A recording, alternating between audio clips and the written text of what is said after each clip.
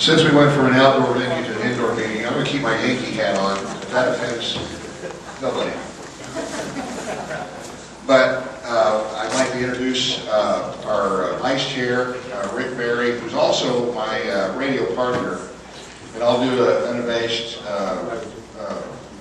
promotion, but we have Rick and Rick at Night Show at 6 o'clock Monday night on WIKI 95.3, and we are blessed to have two wonderful guests, candidate for Senate Richard Murdoch and candidate for the Indiana General Assembly Jim Lucas. So, Rick Berry.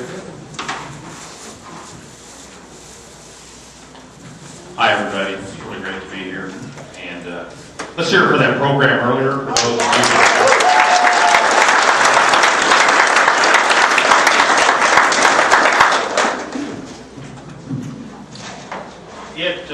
Can you hear me? It is my distinct pleasure to introduce our first speaker. That is Jud McMillin. Jud is our representative from the 68th District, and that's down around Ohio County and Switzerland County and I think Dearborn County, some of that area.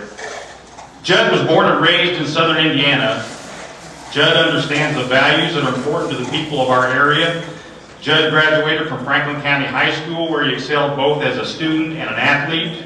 Since graduating from college with a bachelor's degree in economics and earning his law degree, Jud has returned home and continues to be a leader who cares about his community.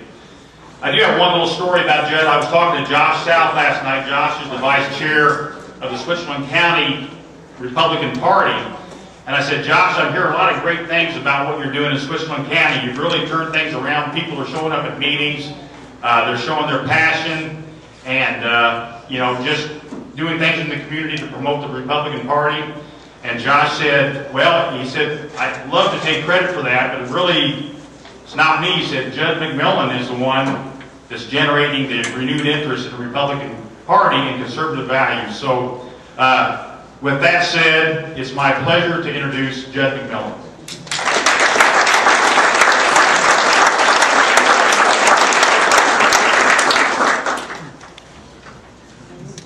Thank you, Rick. You're very kind. And Josh, thank you very much for that. I appreciate everything you do in Switzerland County.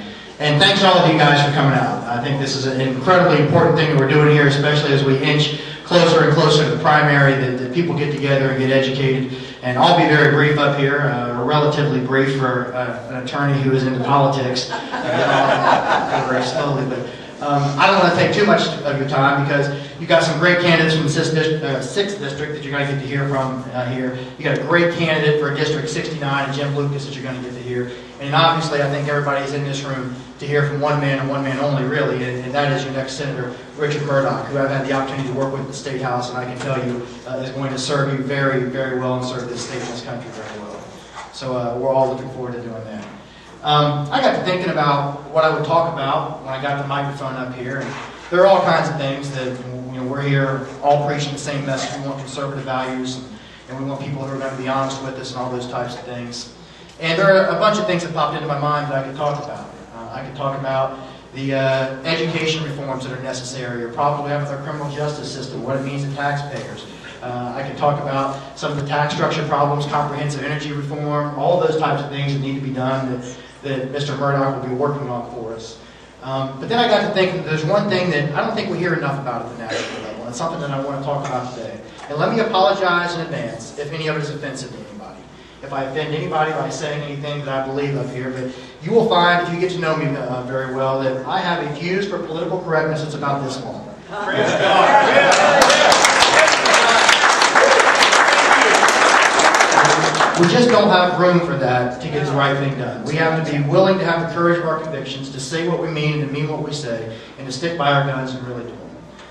So here's what I want to talk about a little bit today. We heard out there some very, very moving stories about Gold Star parents and people who have given their life. Now, who in here has seen the movie? I just saw it a couple weeks ago. It's a very, very powerful movie. It's an older movie. It's not anything that you would have seen recently. Saving Private Ryan. Everybody seen the movie? Phenomenal movie. Absolutely phenomenal. Who can tell me, who remembers what the message was to young Private Ryan when Tom Hanks, I apologize, I don't know his name in the movie, but when he was being carted out, and there's Tom Hanks dying on the battlefield, and he pulls him in close. Who remembers what he said to him? Earn this. Earn this. Earn it. What we have to be doing is earning things. And that's what I want to talk about a little bit. Our military, and the people that you Gold Star parents know this all too well, our military is earning things. They're out there earning things for us. And this country is based on people earning things. That's right. It has been since its inception. People needed to earn what they got. We have created a system now in the United States of America of entitlement programs. We have intentionally created a system that divorces consequences from actions. And that problem, ladies and gentlemen, has to be fixed. We can no longer have a system that rewards people who do not want to recognize the consequences for their actions. I do my best to make the best decisions I can every day. I don't always succeed. I make mistakes. I've made them before. I'll make them again. But I can honestly tell you that when I look back at the mistakes that I have made in the past, I made those mistakes because I did not give the appropriate amount of deference to what the consequences for my actions would be. All of us want to make good decisions so that we can be in a better lot in life. And all of us want to be able to help people who have made poor decisions or have found themselves falling on tough times. That happens from time to time. So don't mistake this message for me being less than passionate for people who need help. We as a flourishing country have developed a system where we can help those who are less fortunate, and we need to help those who are less fortunate. But when our entitlement programs get to be so big that we want to take care of everybody rather than just those who have to have it, we can't take care of anybody.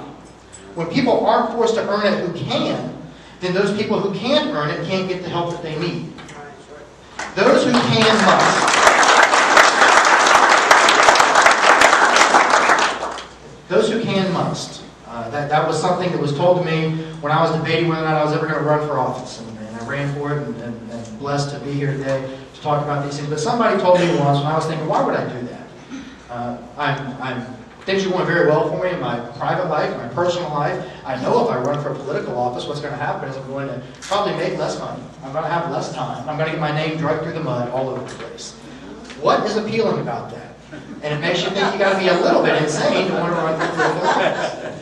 But somebody that I greatly respect one day set me down and said, Jud, those who can must.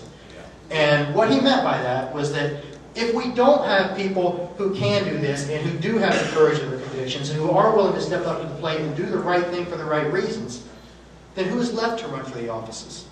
It's the people who lack the spine to have the courage of their convictions. You look at our system right now, we are a capitalistic system, which I am happy to participate in. But what you have all too often